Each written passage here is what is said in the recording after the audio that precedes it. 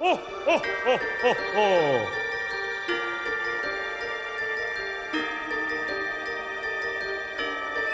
Oh, oh, oh, oh, oh. Merry Christmas.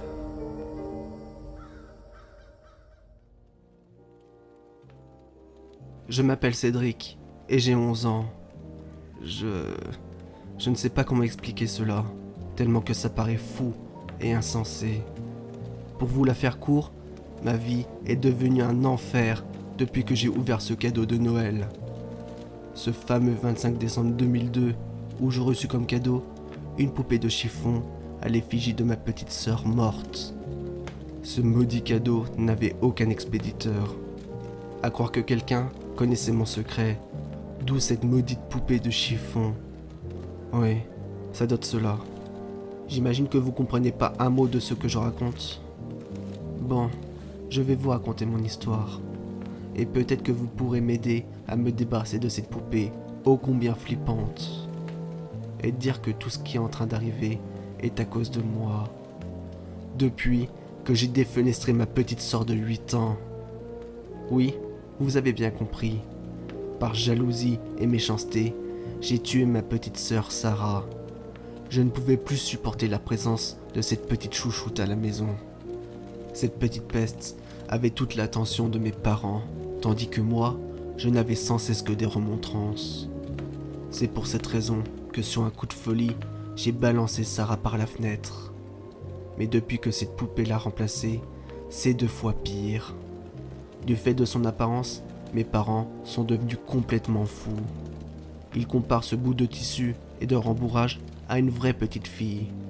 Du genre, la mettre à table avec nous en lui mettant une assiette et des couverts, la mettre dans l'ancien lit de ma petite sœur morte et lui parler comme si c'était une vraie personne.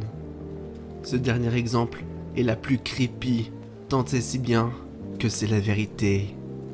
Je sais, ça paraît dingue, mais cette poupée n'est pas normale. Rien que sa présence me donnait mal à l'aise. Mais ce n'était pas le pire. Depuis que cette chose est à la maison, plein d'événements bizarres se passent. Des événements me concernant. Ce serait trop long à vous expliquer, mais tout ce que je peux vous dire, c'est que cette poupée veut me tuer. Et je suis convaincu que c'est l'âme de Sarah, se trouvant dans cet objet, qui veut se venger. Maintenant, je sais que j'en ai plus pour longtemps à vivre. Cédric avait raison de s'inquiéter pour sa vie. Car oui, cette poupée, représentant sa petite sœur décédée, n'avait rien d'anodin. De plus, le petit garçon avait raison au sujet de cette poupée de chiffon. C'est que cette dernière contenait bien l'âme de Sarah. Et le mystérieux commanditaire de ce cadeau n'était autre que le voisin, qui était un ami des parents de Cédric et de Sarah. Pour quelle raison avait-il demandé au Père Noël de confectionner ce cadeau? En fait, c'était pour 2 raisons. La première, pour alléger la tristesse des parents en offrant cette poupée.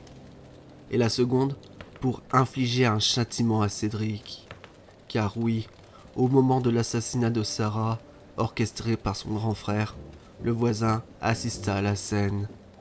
Le pauvre homme choqué ne voulait pas avouer aux parents de ce que leur fils avait commis.